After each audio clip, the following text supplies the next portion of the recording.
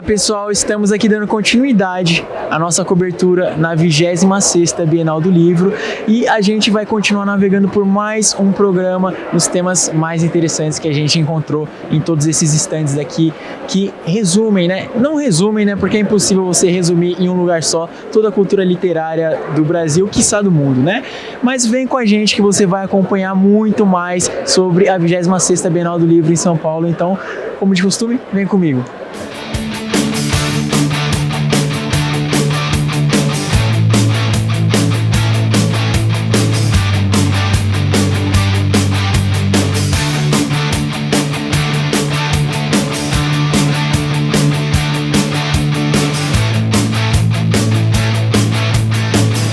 Estamos com Lela Malta aqui na 26ª Bienal do Livro. A Lela que ela é fundadora do coletivo Escreva Garota. E eu queria saber, Lela, o que é o coletivo Escreva Garota? O Escreva Garota é um grupo de apoio, de engajamento e de capacitação continuada de mulheres que escrevem. Hoje a gente reúne mais de 80 mulheres espalhadas não só no Brasil, mas também no mundo. Então, brasileiras que estão aí no Canadá, que estão na Irlanda, que estão em Portugal. E o objetivo é, sim, incentivar a escrita de mulheres e mais, né, capacitar essas mulheres para que elas escrevam cada vez melhor e para que elas tenham espaço dentro desse mercado literário. E mais ou menos quantas mulheres já fazem parte do coletivo hoje em dia? Mais de 80 mulheres, além, né, disso nós também temos nossas professoras, né, porque nossas aulas, nossos encontros são sempre liderados por mulheres. Então a gente recebe no Escreva Garota hoje grandes nomes da literatura nacional, como Aline Bey, como Carla Madeira, como Dani Arbex, então, e também mulheres que não são escritoras, mas que estão ligadas indiretamente ao mundo da escrita, ensinando pra gente, por exemplo, a fazer marketing literário, ensinando a gente a ilustrar, enfim, coisas diversas, mas que estão ali dentro desse mundinho.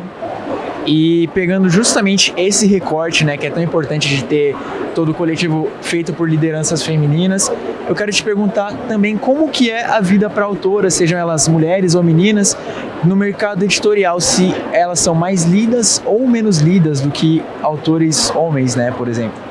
Eu acho que alguns gêneros a gente hoje está começando realmente a ter um respiro, né? A mulherada está vendendo muito, está fazendo muito, né? Sendo lida de fato. Mas a gente observa que há um fenômeno, né, na nossa história de apagamento da escrita de mulheres. Então eu acho que é contra isso que a gente vem lutando hoje. Se a gente tem hoje a oportunidade de escrever, de assinar nossos próprios livros, né? De sermos lidas dentro desse mercado, acho que a hora é essa. Precisamos cada vez mais escrever e também se colocar dentro desse mercado, né? O mercado, colocar nossa voz dentro desse mercado, como mulheres.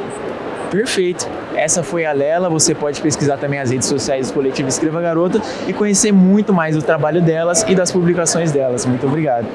Eu estou aqui com a Daphne Szabo, ela é escritora romancista e ela também é tradutora, né? A gente lê muitos livros que na verdade são traduções, sejam eles livros teóricos, sejam eles romances, né? E a tradução, ela vai muito além simplesmente de você pegar só o sentido literal das coisas e colocar nas páginas de um livro, não é mesmo, Daphne? Eu, na verdade, fui uma pessoa que sempre leu muito literatura estrangeira. Eu comecei a valorizar até e tirar até um preconceito da literatura nacional quando eu virei escritora. É um mundo que eu não conhecia realmente e passei a conhecer depois, quando eu virei escritora. Então, nesse campo da tradução, você tem que pensar sempre, as expressões são diferentes, a origem dos personagens são diferentes. Então, assim, putz, é um livro que se passa numa fazenda, ou são pessoas que são mais cultas, ou enfim, né? Você tem que pensar sempre na origem do personagem e adaptar isso para a linguagem. Não dá para fazer uma tradução literal só. Eu acho que é um carinho e um cuidado que o tradutor tem que ter com a história e com o autor, né, do livro, na verdade, porque é uma responsabilidade grande. Você traz a história desse outro autor para cá, né? E assim todo mundo vai conhecer esse livro dele através das minhas palavras. Então, eu acho que é um carinho e é um trabalho muito legal, assim. Eu sou apaixonada por isso. Muito... E a Daphne, ela se tornou romancista antes mesmo de se tornar tradutora. A parte da tradução, ela me contou que é uma parte mais burocrática do trabalho dela e ela tá lançando o primeiro, ou melhor, ela já lançou o primeiro romance dela e é uma história de amor, chama Jogadas de Verão, que ela contou que esses personagens são tão reais para ela que eles chegam a viver dentro da mente dela, só que ela passou por todo um processo de reencontro com ela mesma para que ela desse voz a esses personagens e para que ela desse vida a essa história. Então, Daphne, como que nasce uma romancista? Olha, no meu caso, eu falo assim que eu me descobri escritora, né? Não eu virei escritora, eu acho que eu me descobri mesmo. Eu sempre gostei de escrever, eu lia muito, acho que não dá para você escrever sem ler, você tem que ser uma leitora ávida.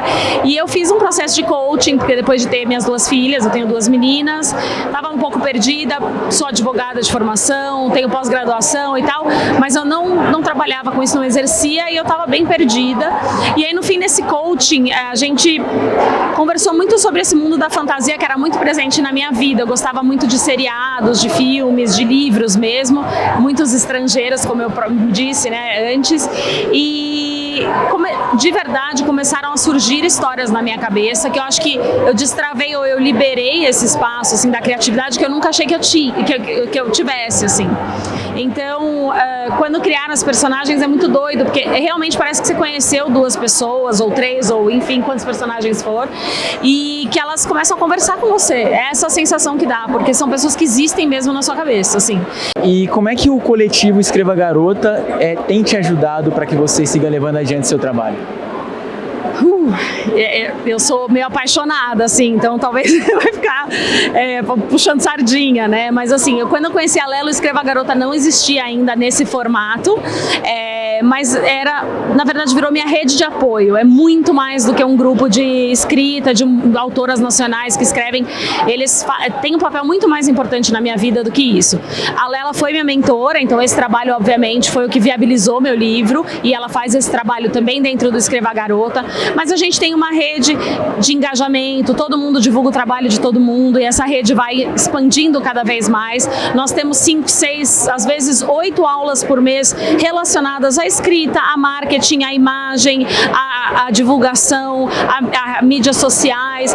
Assim, a gente tem absolutamente aulas de como escrever poesia, como escrever conto, o mercado de romance erótico no Brasil, diversas coisas com autores, com autoras premiadas pelo Prêmio Jabuti, várias pessoas renomadas que trazem experiências pra gente. Então, assim, a gente está aprendendo o tempo inteiro e a gente está evoluindo o tempo inteiro e a gente está se apoiando. Isso que eu acho que é o mais importante. É uma rede de apoio maravilhosa que mudou minha vida. Perfeito, né? E por fim vamos mostrar a capa desse livro, né? Super bem feita, um trabalho muito sensível, um trabalho que também chama muita atenção até pela capa. E essa foi a Daphne Szabo, que também faz parte do coletivo Escreva Garota. Muito obrigado, Daphne. Obrigada, Maurício. Estamos aqui com mais uma das personagens que fazem parte do universo da literatura, mas faz parte fomentando a cultura, fomentando a busca pelos livros, que é a Daniela Carrano, que ela é conselheira de cultura de literatura em Atibaia, ela é jornalista, roteirista, e ela tem o site dela que é o Thunderwave, que é mais focado assim no incentivo à leitura, né? Mais ou menos quanto tempo que você tem o seu site e como que funciona, o que as pessoas encontram no Thunderwave? O site fez 10 anos agora. O Thunderwave começou como um site de entretenimento e aí, conforme foi vendo a necessidade, a gente migrou ele para uma coisa mais social e colocou ele mais para entretenimento com propósito. Então a gente quer coisa com sustentabilidade, diversidade, tudo esses assuntos super importantes. Essas obras entram todas no site, do grande ao pequeno. A gente acha super importante as pessoas acessarem e entenderem esse conteúdo. E tem muito essa parte, de fato, que você falou, do grande ao pequeno, né? Que vocês buscam sempre trazer esse tipo de divulgação com um alinhamento, né, em fazer florescer todas essas questões que a gente realmente precisa e que a leitura pode oferecer, né? E como que você enxerga o seu papel como fomentadora da leitura, da cultura no Brasil hoje em dia? Qual a importância de ter pessoas que administrem sites, que administrem espaços voltados a captar a atenção das pessoas para que elas venham a mergulhar nas leituras e conhecer um pouco mais? Qual a importância do seu papel? Eu acho assim super importante, porque a cultura, a gente vê há anos a cultura dando aquela, até morrendo, né? Vamos falar a verdade, a cultura tá dando uma morrida aí. E aí a gente tem que ter pessoas engajadas nessa campanha, porque a cultura é o jeito mais importante de acessar pessoas, de mostrar conteúdo, de ter pessoas engajadas de maneira simples. É a melhor arma que a gente tem. E é importante ter alguém que vá mostrar isso para as pessoas de maneira direta, para ter um público ali. A cultura ficou muito ampla em assuntos que a representatividade não entra mais, né? Uma coisa muito popular. E aí tem muitos assuntos muito importantes que a cultura pode resolver e as pessoas não divulgam o suficiente. E você falou que a cultura, de certa forma, foi perdendo, né, um pouco, né, foi morrendo. Ao que você associa esse processo pelo qual a cultura foi passando, talvez durante toda a história do Brasil, talvez nos últimos anos? O que você enxerga que aconteceu para que fosse morrendo, de certa forma, esse fomento, essa expansão da cultura? Pessoalmente, eu acho que começou a ter uma falta de interesse das gerações mais novas em relação à cultura em geral, uma cultura mais ampla, né? E ficou uma coisa muito ação, muito moda, muito rápido, né? Hoje em dia as gerações são muito rápidas, que é tudo muito rápido, que é vídeo rápido, que é coisa que vem em paralelo, então isso acabou fazendo com que essa parte da cultura fosse perdida. E aí a gente tenta essa campanha exatamente para isso, para ver se volta essa parte que precisa, essas pessoas que realmente precisam ser acessadas. Senão daqui a anos, quem que vai estar fazendo essa cultura, né? Perfeito, muito obrigado. Essa foi a Daniela Carrano, mais uma das faces que seguem fomentando a cultura, seguem incentivando a leitura e lutam também para quebrar um pouco de toda essa rapidez do mundo, né, que a gente está vivendo hoje em dia, e trazer um pouco mais de densidade, complexidade e entendimento para coisas cruciais, para que a gente volte, ou melhor, para que a gente possa florescer como seres humanos, como sociedade.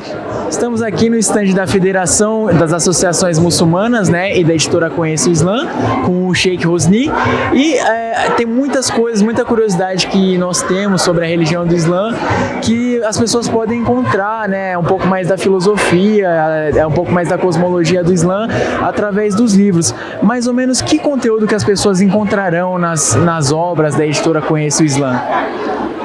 Em nome de Deus, o clemente, misericordioso, misericordiador, estamos aqui para mostrar para as pessoas um motivo para tirar o conceito na cabeça das pessoas. Nós estamos aqui para mostrar a melhor coisa que muçulmanos fizeram para a humanidade. Por exemplo, parte de medicina, parte de aviação, voar, parte de astrologia, parte da óticas, óculos, todos aí, câmaras antigas. Esse tudo foi criado pelos muçulmanos. Levaram livros para as crianças, como Caleo, como Nur, toda explicação sobre Islã e muçulmanos. Perfeito, muito obrigado ao Sheikh. Vocês podem conhecer muito do conteúdo do Islã, seja da medicina como a ciência muçulmana como um todo, e com certeza vai ser uma literatura muito rica e que vai expandir muito os seus horizontes. Muito obrigado. E olha só, quem a gente encontrou também aqui no stand dedicado ao Islã, né, da Associação das Federações Muçulmanas do Brasil, né, e da editora Conheça o Islã, nós encontramos o Vitor Peixoto, que ele é o criador e idealizador do canal do YouTube História Islâmica, e ele traz muitos aspectos políticos, históricos da religião do Islã como um todo. Ele está aqui com a gente para conversar um pouco sobre o canal dele, sobre a história islâmica e todas as questões que envolvem o Islã. Vitor, mais ou menos sobre o que é o seu canal, sobre o que você trata nele? Bem, a iniciativa História Islâmica é um canal principalmente que atua no Facebook, né? E aí a gente foi expandido ao longo do tempo para outras redes sociais, como Instagram, YouTube, TikTok, enfim, hoje nas mais famosas você vai encontrar nosso canal. É uma iniciativa que visa desmistificar o mundo islâmico tanto do passado, né, a história em si, como atualidades, e que envolve geralmente a curiosidade de todas as pessoas sobre questões inclusive polêmicas, sobre, enfim, particularidades históricas, o legado da civilização islâmica no Brasil, que pouquíssima gente conhece, da formação cultural do Nordeste, do Rio Grande do Sul, enfim, que é um passado que faz parte da construção do povo brasileiro. Então a iniciativa História Islâmica, ela lida com todos esses aspectos de construção histórica, e graças a Deus hoje a gente tem alcançado aí um grande número de pessoas todos os meses e levando conhecimento, enfim, a todas as pessoas interessadas e pessoas que também acabam chegando no nosso conteúdo através do próprio algoritmo das redes sociais. Sim, e o Brasil tem uma das maiores populações árabes, né, fora do mundo árabe, e eu imagino que você deve enxergar muitos traços parecidos assim das populações árabes e a população brasileira como um todo. Existe essa semelhança de fato? O Brasil é, na verdade, a maior nação árabe do mundo fora do Oriente Médio. É um processo histórico que começa justamente no reinado de Pedro II, né, quando ele vai fazer ali, em meados do século XIX, sua viagem para a região do Levante, Síria, Líbano e Palestina, e ele convida a imigração sírio-libanesa para o Brasil. Então, nesse período histórico, você tem o início da formação de uma grande imigração árabe no Brasil que, enfim, popularizaram coisas que a gente acha que é do nosso cotidiano, como quibe, esfirra, que na verdade são da gastronomia árabe levantina. Porém, a história da relação do Brasil com o mundo árabe, ela já é muito anterior. Para quem não sabe, né, o país que nos colonizou, no caso Portugal, e também em certa medida a Espanha, eles eram países que faziam parte do mundo islâmico na Idade Média. Até o ano de 1492, parte do território do sul da Espanha pertencia ao Emirado de Granada. Então, os próprios colonos que vieram fundar nosso país, de Portugal e da Espanha, eles traziam consigo a cultura ibérica islâmica. Então, se a gente for ver diversos vocábulos do nosso idioma português, nome de plantas, de tecnologias, vem do idioma árabe devido a essa influência histórica. E não só isso, a gente também tem a carga africana, né? Porque a África Ocidental, que também era integrada ao mundo islâmico, né, através do processo da escravidão transatlântica, enviou diversos de seus indivíduos aqui para o Brasil. Inclusive, no ano de 1835, a gente tem a revolta dos Malês na Bahia, que foi um levante de escravos muçulmanos. Então, a conexão do Brasil como um todo com o mundo árabe e com o mundo islâmico é fortíssima ao longo da história. Isso você vai encontrar nos escritos de grandes sociólogos brasileiros, como Câmara Cascudo, Gilberto Freire, no famoso, enfim, clássico Casa Grande e Senzala, onde ele aborda aspectos da civilização árabe e islâmica na cultura do Brasil. Perfeito, né? E a gente não poderia deixar de comentar também sobre todo o assunto, toda a política que ronda, né, o Islã e a população muçulmana como um todo, que, como a gente estava conversando, existe um conceito criado chamado de guerra ao terror, que existe todo um estigma, um preconceito criado com a religião associando ao terrorismo, e o Vitor também discorre sobre essa questão no canal dele, trazendo uma perspectiva política, e mais ou menos o que você busca trazer de esclarecimento quanto a toda essa questão de guerra ao terror, de todo esse jogo político que envolve o preconceito que recai sobre as populações muçulmanas. Bem, um fato histórico que eu costumo sempre abordar na minha página é o seguinte: os muçulmanos vão descobrir a pólvora trazida pelos mongóis pro Oriente Médio, né? Basicamente ali no século XIII. E os primeiros atentados à bomba começam a surgir no século XX. Então, assim, você tem um vácuo histórico muito grande entre uma coisa e outra para dizer que os muçulmanos inventaram o terrorismo ou, digamos, que o Islã aprova esse tipo de conduta. De forma geral, a gente vai ter o colonialismo europeu no Oriente Médio, no norte da África, a opressão aos povos locais e a destruição do tecido social, que acabou criando, enfim, inúmeros conflitos, e uma dessas respostas desses conflitos foi o surgimento desses grupos terroristas. Mas não necessariamente isso tem qualquer ligação com a interpretação clássica da religião islâmica e mais tradicional. Então, essa associação que as pessoas fazem do islamismo com o terrorismo é, digamos assim, um non sequitur, né? Você tem elementos que são apropriados por certos grupos para essa narrativa, mas não necessariamente isso tem uma coligação com a religião islâmica em si. Você tem hoje em dia 25% da população mundial de muçulmanos, mais de 1,8 bilhões de pessoas. Se o Islã ensinasse o terrorismo, nenhum de nós estaria vivo hoje em dia com 1 bilhão de terroristas por aí. Fica aí a mensagem, e você pode conhecer muito mais a história do Islã e de todas as questões com o especialista, né, o Vitor Peixoto, que tem o canal dele, História Islâmica, no Facebook, né, no YouTube você também tá? Também no Instagram, todas as redes sociais, YouTube, TikTok, Instagram, Facebook, que é a nossa maior página, fica no Facebook. Então, se vocês quiserem acessar, todos os dias tem conteúdos novos para vocês. E é isso, ficamos por aqui com esse super relato, essa super entrevista. Muito obrigado. Estamos aqui com a Bárbara Liso, gerente de marketing da Esquilo, né, que é uma plataforma de audiobook, onde as pessoas podem experimentar os livros de uma outra maneira que não somente lendo, né? Bárbara, o que é a Esquilo, desde quando existe, e qual que é o seu papel aqui dentro da Esquilo? Oi, gente, tudo bom? Então, o Esquilo está há 3 anos já no mercado, totalmente nacional. A gente agora já está começando alguns processos de internacionalização, porque a gente está vendo que realmente está está tendo uma pega muito grande. É um aplicativo de leitura, mas a gente tem e-books e audiobooks, né, no mesmo lugar. E hoje a gente está entendendo que o audiobook ele é muito mais acessível, né? Ele é inclusivo. Então a gente está apostando muito alto. É uma tendência agora que finalmente, né, o brasileiro está se aderindo a mais, né, a questão do audiobook, não só mais só o e-book. Então a gente está aí para isso. Hoje eu sou a head de marketing aqui do Esquilo, então eu proponho muita comunicação, né? A gente basicamente coloca toda a marca aí para as pessoas conhecerem. A gente hoje tem parceria com as maiores empresas aí do Brasil. Provavelmente muitas pessoas têm o Esquilo incluso no plano e nem sabem. Então o nosso trabalho basicamente vamos acordar, vamos entender que você tem o produto, enfim, e é maravilhoso. Tá aqui, o evento hoje aqui na Bienal tá aqui para isso, tá mostrando muito conteúdo literário, muita gente trazendo pautas necessárias, importantes, influenciadores, autores do mercado, então é isso, só maravilha. O audiobook por si só já é um novo jeito de experimentar a leitura, e além do mais, aqui no stand do Esquilo tem também essa experiência com realidade aumentada, onde as pessoas colocam aquele óculos de realidade virtual, né?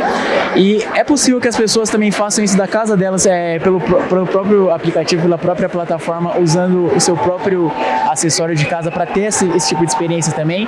E o que tem nessa experiência que dá uma vida maior assim para as narrativas? Tem barulho? O que tem? Vamos lá. Essa experiência está muito interessante. A gente basicamente colocou 4 cenários aqui em São Paulo. Então andando na Paulista, andando no parque. E a gente selecionou 4 títulos do nosso acervo, né? Para a pessoa ouvir esse audiobook enquanto a gente coloca ela nessa situação. Tá valendo a pena. A gente vai disponibilizar essa experiência no YouTube. Então todo mundo que tiver um óculos de realidade aumentada, um VR, enfim, vai conseguir colocar esse óculos e sentir a mesma experiência que está acontecendo aqui no nosso estande. Então tá aí, fica aí a dica de como aproveitar ainda mais a leitura e também dar uma renovada nesse hábito que deve ser um dos hábitos mais antigos da humanidade, né? De ler, a leitura deve ser um dos hábitos mais antigos da humanidade. E agora a gente tem todos esses aparatos para dar uma densidade, uma complexidade e aguçar ainda mais a imaginação. Muito obrigado, Bárbara. Eu que agradeço. Obrigada. Bom, e aqui na 26ª Bienal do Livro, olha que eu encontrei a Tânia Gori, nossa querida, que a gente já fez assim diversas entrevistas no Expressão Cult, principalmente, né? E Tânia, como é que foi passar por esse momento de pandemia? Foram 2 anos e meio aí restritos, né? Tal. Como é que foi como foi para você esse tempo? Foi um momento de introspecção, foi um momento de organizar as coisas que estavam de ponta cabeça, né? Para mim foi muito bom, porque eu tive tempo de organizar um monte de escritos que eu tinha, lançar 2 livros no período da pandemia, né? Eu lancei o Gastronomia do Tarô e aqui na Bienal tô lançando aqui... Novidade, hein? Novidade, ó, o Herbologia Mágica. São 150 ervas, pesquisar tá há 30 anos. Então você imagina, 30 anos de pesquisa, com um monte de anotação e um monte de caderno diferente, e aí tem que juntar tudo isso. Então a pandemia me deu a oportunidade de fazer essa junção e ter esse material à disposição do público. Bom, essa foi a Tânia Gori, que eu tive um prazer de entrevistar, que tava com saudade, na verdade, muitos anos. E com certeza a gente vai se falar mais vezes esse ano, se Deus quiser, a gente vai estar aí, né? Com certeza, Vitor. Gratidão muito por o carinho que vocês têm por mim. Bom, eu estou aqui com o professor Marco Guerreiro, que veio aqui junto com esses artistas, poetas e tudo, trazer um pouco da voz do povo, né? Eu vou perguntar primeiro para vocês, depois eu passo para vocês, tá? Como é que se desenvolveu a ideia de lançar esse livro com todos esses poemas, né? Essa arte toda envolvida? E qual foi a inspiração que trouxe a todos esses artistas a fazer a publicação? Primeiramente, a gente participa de um grupo que é antirracista, né? Eu, o David Preto, por favor, vem para cá também, nosso ativista. E aí, a partir do encontro que nós tivemos, houve-se a necessidade, né, da gente ter uma ação concreta e reunir todas essas pessoas. São 27 poetisas e poetas, todos eles são muito ativistas. Eu quero passar rapidamente a palavra para eles, porque eles são os que devem brilhar. Brenalta, Matriarca, Ouro Terra Rua, David Preto, por favor.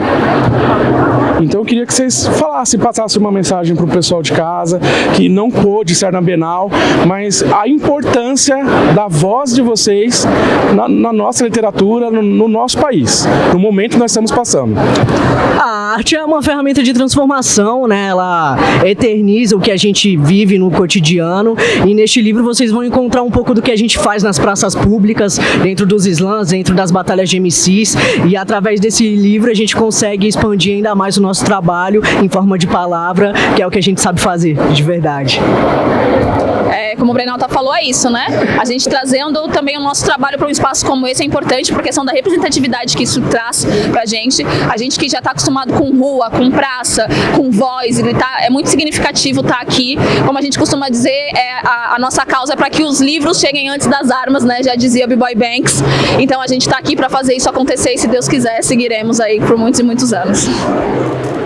Então, pegando um complemento da fala deles, eu sou da Zona Sul, né, onde que teve o maior contingente de saraus, Sarau do Binho, Cooperifa, da Ponte pra cá, pra Sarau, uma demanda imensa de saraus. Eu comecei no Sarau em 2004, não manjava nada de literatura, através de 4 coletâneas que eu participei, aí lancei 4 livros, né, que não tá na Bienal, mas está. Então, e é isso, mano, e igualdade poética é isso, né, tipo assim, respeitar os que veio antes e também respeitar os que estão vindo agora. Então a poesia, ela tem essa coisa da palavra, né, e da escuta também. É isso. E você finaliza? Isso, David Preto. Acho que a gente luta por consciência, a gente luta por vidas. E isso está dentro desse livro aqui, não depende somente de cor, mas sim de respeito, de amor ao próximo. É saber que a gente pode sim, juntos, vencer isso. A desigualdade social, a pobreza e a fome que está no nosso país. Não somente de letras, mas de atitudes. E um pouquinho está aqui. Obrigado a todos. Aqui na Bienal do Livro são tantas histórias que a gente encontra nos próprios livros de fato, só que tem um grande mundo, um mundo bem profundo de histórias das pessoas que vêm para cá, como por exemplo a Iraides Barbosa, que ela é uma autora independente. E Iraides, de onde você veio, o que você está fazendo aqui na Bienal? Eu vim do estado de Goiás, da cidade de Goiânia. Eu sou escritora, eu vim com um grupo de associados de escritores brasileiros, que é o GAEB. Nós temos aqui 3 estandes com escritores independentes e suas obras, e eu vim trazer as minhas obras para participar da minha primeira Bienal. Ela trouxe as obras dela, né, para divulgar aqui na primeira Bienal do livro dela. Ela veio de Goiás. E a Iraides, ela tem uma história bastante curiosa, uma história bastante forte por trás do motivo pelo qual ela começou a escrever. E a Iraides, na verdade, é advogada de ocupação, e ela vem trilhando o caminho dela para que ela se torne uma escritora, né? Ela já tem 3 publicações. Mas e aí, Iraides, como que foi para você começar a escrever e com que idade que você começou a escrever?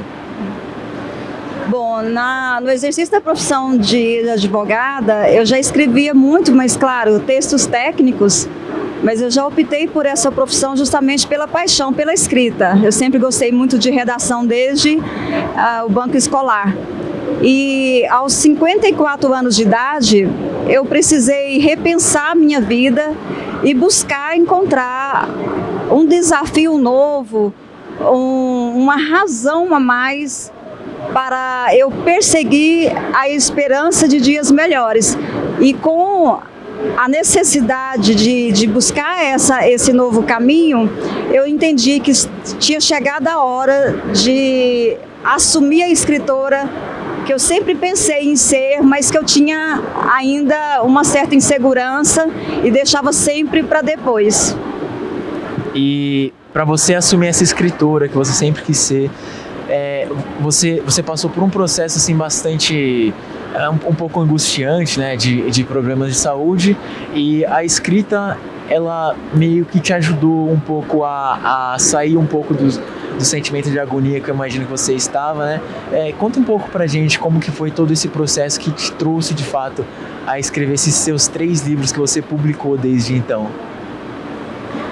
Então, quando eu tive um problema sério de saúde, que nem todos sabem, né? eu não sei se eu posso falar já de detalhes, mas eu sofri uma trombose e um micro-AVC em 2018.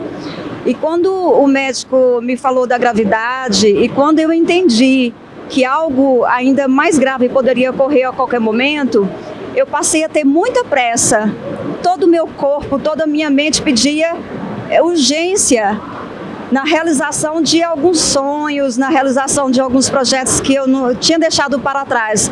Daí eu me lembrei da escrita e decidi investir, né, nesse desafio que me fez deixar de preocupar com o problema de saúde, deixar o medo em segundo plano e que me fez abraçar a literatura assim, com tanta boa vontade, com tanta esperança, com todas as minhas forças, tanto que eu foquei e passei a viver quase que exclusivamente da literatura, para a literatura e com esperança de trazer histórias interessantes, de conseguir me realizar, de deixar um legado ainda em tempo de publicar o meu livro, né? Eu não sabia nem se seriam páginas, se seriam algumas histórias, se seria um livro inteiramente completo, se eu deixaria um livro pela metade.